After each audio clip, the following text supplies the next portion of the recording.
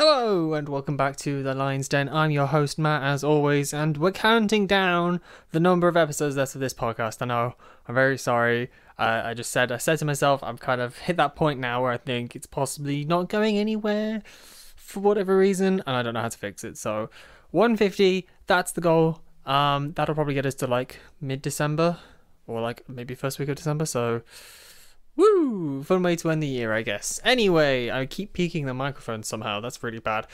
I want to talk about two things today. One is a little conspiracy thing that I've started seeing, and two is a game I just started. I'm making words now. I'm inventing the English language as I speak.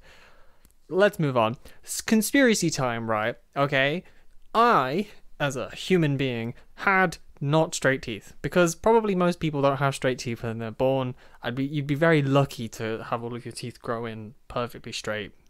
It's probably not natural how my teeth have been moved, but whatever. I didn't have straight teeth, so I had braces, and now I have a retainer just to keep everything in the position that they were, because things move through your life, your body changes, whatever. My retainers are disgusting. I'm just gonna not beat around that bush. They're disgusting because they sit in my mouth for about 10 hours whilst I'm unconscious, and your body still does stuff whilst you're sleeping, right? So they are disgusting, and nothing really works in terms of cleaning them using like a toothbrush and whatnot. I had been thinking for the longest time about trying what they call denture cleaners, because I'd seen that that's something that you can do to sort of fix them. Because apparently having them really disgusting can also like wear away your teeth, so I'm slightly concerned about that. Anyway, this is by the by. Spookily, whilst I'm thinking these thoughts, because I'm convinced everything is connected to my brain these days, on my Instagram feed pops up this advert for a denture cleaning device, or for a retainer cleaning device, and it's literally the stupidest thing. It's a ultrasonic cleaner. That's all it is. It's just an ultrasonic cleaner, but small, about the size of a retainer, so that it fits in. That's all it is, right? We've had ultrasonic cleaners for ages, but they're generally used in workshops to clean out parts, or to restore things, or to remove buildup and whatnot on objects that you can't use like rust remover and things like that on, harsh chemicals, because all it uses, as far as I'm aware, is distilled water and then vibrations. I think you can put certain solutions in it depending on the material you're working with, but generally you just need water, right? But that's all it is. It's just an ultrasonic cleaner that they made small, and they're now charging £80 for it. £80. That's insane, considering it's probably something you're going to use maybe once a month. £80 is a lot of money. And I was sat there thinking, like, I'm pretty sure my dad probably has an ultrasonic cleaner because he works in that kind of an industry. So, oh, for God's sakes, HP. That bing bong, if you heard it, was my HP smart software deciding it wants to do something. I don't know, I just said no. Go away, HP. My dad has one of those. I could probably just use that. I might ask him about it. But I thought, it's kind of spooky that it's telling me, oh, maybe you should buy this thing. And then, I'm not joking, today another advert came up, and it was a glasses cleaning item, which, again, spooky. I wear glasses, so kind of semi-relevant. But it's just an ultrasonic cleaner again. I'm not joking. It's an ultrasonic cleaner for cleaning your glasses. That's all it was. But this time it's an oval shape, and it's not as deep, because it doesn't need to be very deep for glasses. And I'm like, what is going on here? That's two cleaning products now that are just ultrasonic cleaners in shapes and being sold for a weird markup. The glasses one, though, was 20 quid.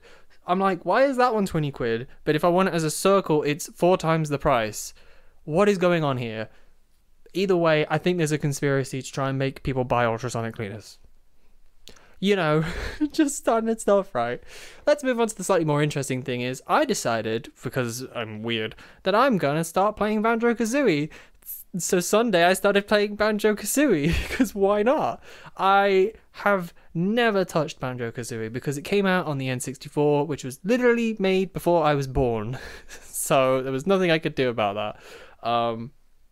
That gives you an idea as to how old I am. Fun. But like, I love Banjo in Smash Bros. He's really fun. He's not a very like broken or good character. He's decent, but he's just fun and he's charismatic and charming. And I even bought his amiibo because it looks really cool. So I was like, you know what? I've got Nintendo Switch Online with the expansion pass because I bought the expansion pass for other things. And I'm like, well, I get N64 things alongside it. Why don't I give it a try? So I thought, okay, I'll sit down, I'll boot the game up, and off we go. I have some things, some problems, some thoughts, but I think overall I'm just enjoying it. I mean, to put to its credit, I'm already on the 7th of like 10 worlds, so I've put some time into this game, right? And it's really interesting because it takes me back a bit to my childhood, because I started gaming on the like PS1 era. It's weird to say PS1. It was the PlayStation, the original. And I played a lot of Spyro the Dragon. That was like my childhood, was growing up with that, before we then moved into the Nintendo worlds a bit later on. And there's a lot of similarities in how the game structures and functions, in terms of like, how does it progress? How does it guide the player? What are the controls like? All of that sort of stuff. Obviously the core elements and mechanics are different because they're different games. But I see a lot of that, like that era of gaming, it's very similar. And there's good stuff, there's bad stuff. I just kind of want to like ad hoc some of my thoughts because I'm tripping over myself. First off, talking about Nintendo Switch Online, the way they mapped the controls for an N64 controller to a Switch controller is about as good as it can be. I think there's possibly some small tweaks I'd have made, but I get it. Because obviously the N64 controller has a lot of buttons that overlap with the like standard Pro controller layout, right? You know, A and B are there. You've got your L and R, I think, is there. They mapped the Z or Z button on the back to ZL. Awkward.